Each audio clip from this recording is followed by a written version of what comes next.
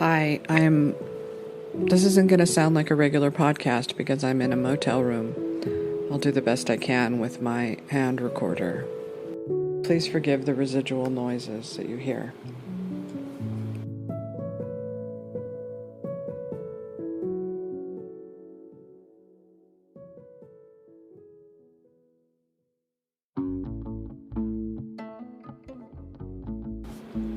The shameful January 6th show trial and the puppet press. They made the news they wanted. Quote, "And if all others accepted the lie which the party imposed, if all records told the same tale, then the lie passed into history and became the truth.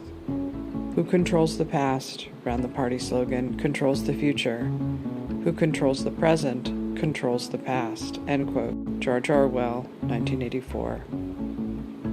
Jamie Raskin wants to tell you a story. It's one that has tumbled around in his brain for years now. It's also one he hopes to make his name on. Jamie Raskin, hero at long last. All he had to do was stand before the American people and pretend that President Trump planned an insurrection, an overthrow of the United States government. How hard could that be?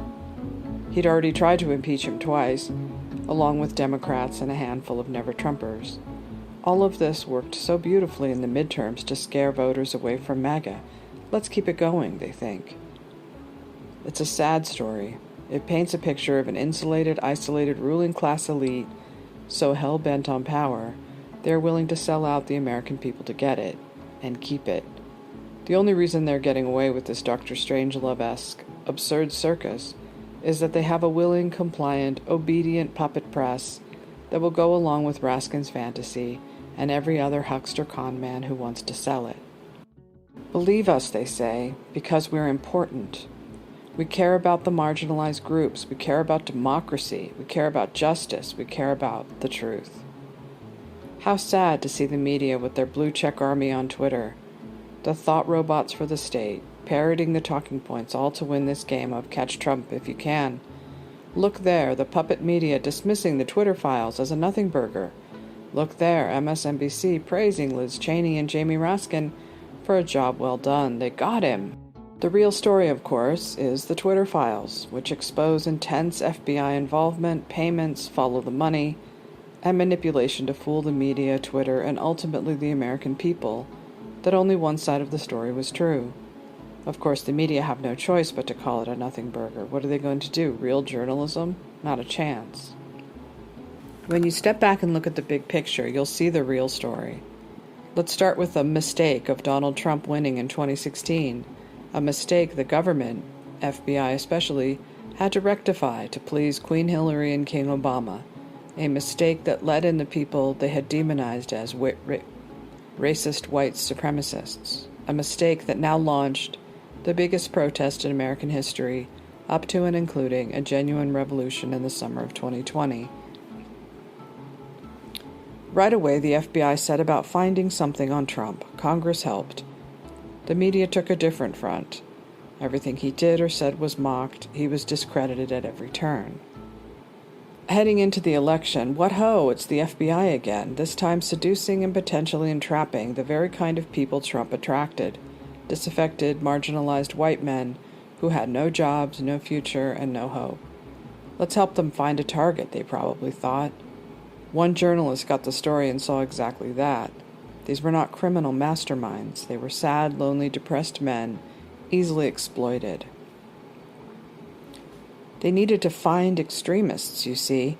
They needed to make their melodrama seem real enough to win in 2020. Whitmer did her part, playing the damsel in distress. The public shrank back in horror. What have we done? But that wouldn't be enough. They would need something bigger. Much, much bigger. That was all done in text messages and behind closed doors. They needed video. They needed a powerful piece of propaganda to prove everything they were saying was true. They needed an insurrection. Trump's predictable objections to the 2020 election, which was the first election I've ever seen that was rigged from the top down, gave them the opportunity. Everyone in Trump circles knew there was going to be a lit protest on D.C. on January 6th, but to them that meant dancing around to the Village People, not hanging Mike Pence. But someone somewhere was starting a fire. It would turn into a full-blown riot that couldn't be controlled. The FBI knew, the mayor knew, plenty of people knew it was coming. Yet they left the Capitol Police vulnerable. You know the rest of the story.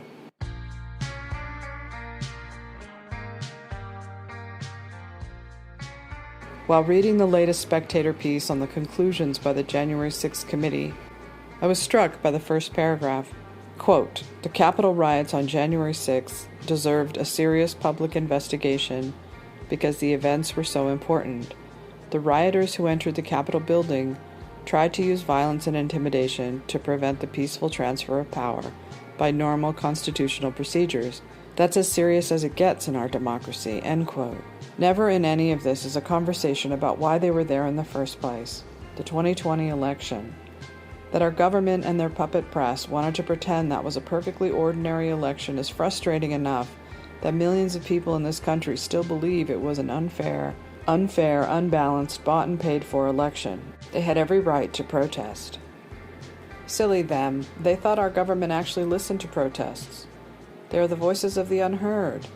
Not these protesters. They'd been systematically dehumanized for 6 years. They just had to wear a red hat or show up with a Trump flag to be called an extremist. Ted Cruz and Josh Hawley had agreed to debate the regulation in some states. That was happening. The riots simply shut it down and handed absolute power to the Democrats, who then proceeded to create the kind of political theater normally reserved for dictators like Putin. A 6-year-long dehumanization campaign drove the assumption that Trump supporters are violent by nature, a psyop to shut down a working-class populist movement. The media simply did as they were told. They sell the lie that they're all white, they're all racist, they're all white supremacists, QAnon conspiracy theorists. Most people I know cling to this delusion, because otherwise what does that make them? It makes them the monsters. There's just one problem, it isn't true. Trump supporters tend to be outsiders who lack representation culturally or politically. Some of them just hate the corrupt government establishment. Some of them are frustrated that our country has become so punitive, so censorious, so politically correct. Trump supporters pride themselves on being nonviolent. Even Alex Jones, speaking in D.C. that day, January 6th, was preaching peaceful protesting. No one, not Trump, not his supporters, was planning on violence. If the embarrassing, soul-crushing, one-sided show trial foisted upon Americans had been anything like a real investigation, that part of the story would have been told. The government tosses the ball gently down center plate, the media hits it out of the park, and everyone pretends they played a fair game, but they didn't. They're crooks and liars.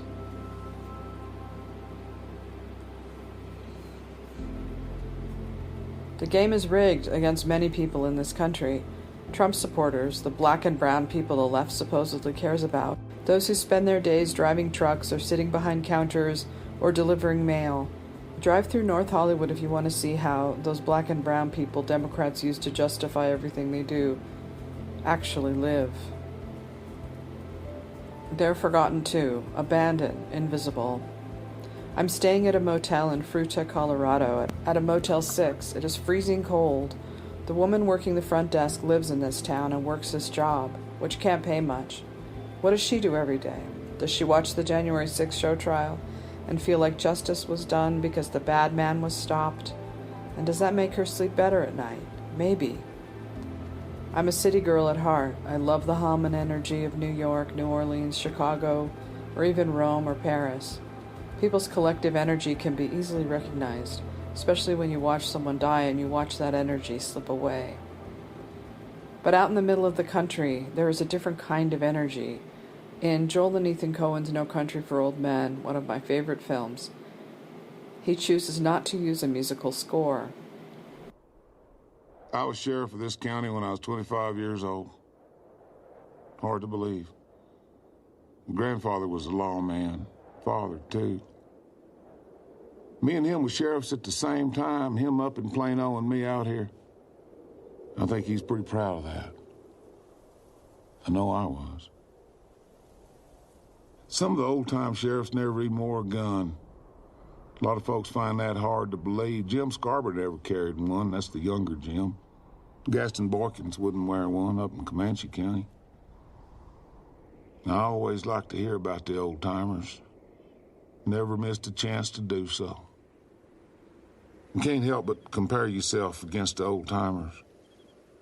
Can't help but wonder how they'd have operated these times. There's this boy I sent to the electric chair at Huntsville here a while back. My arrest and my testimony.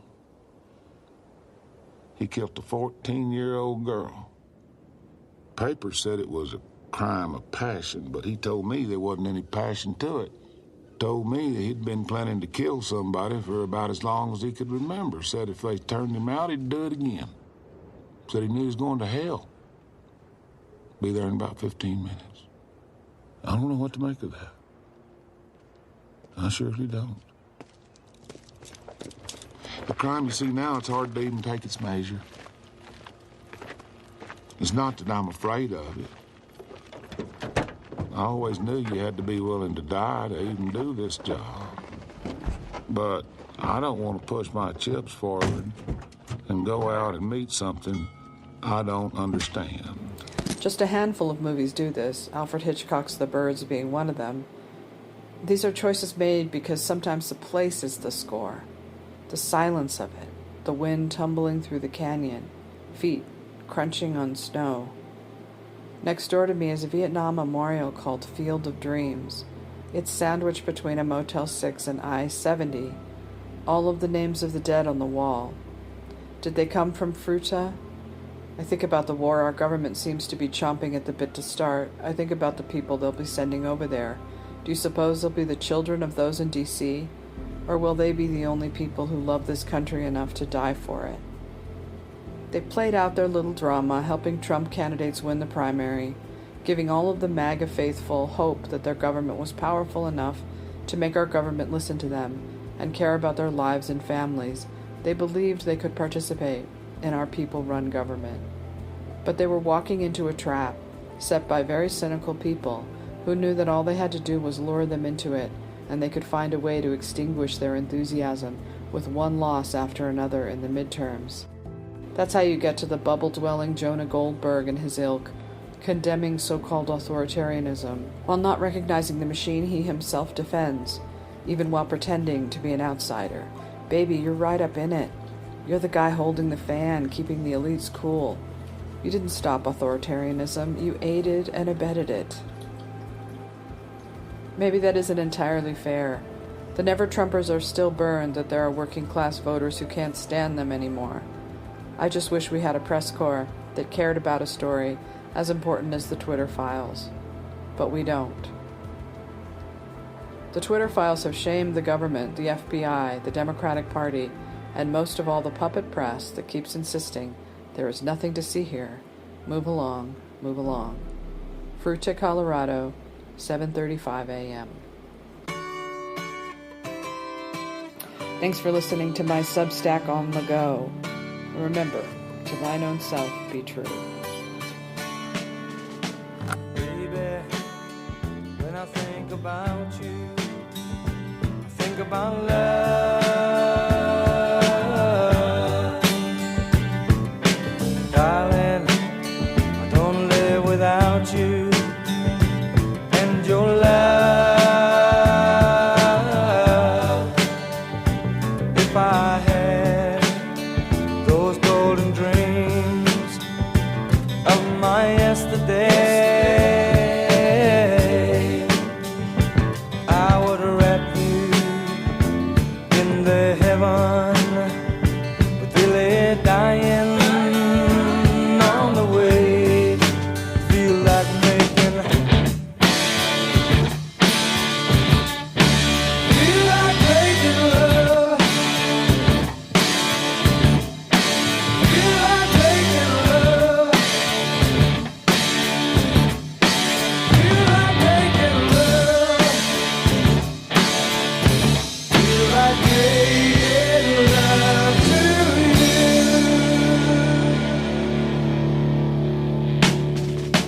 Baby, if I think about you, I think about love.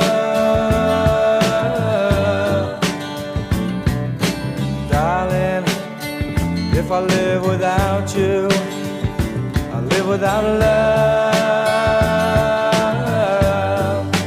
And if I had the sun and moon, and they were shining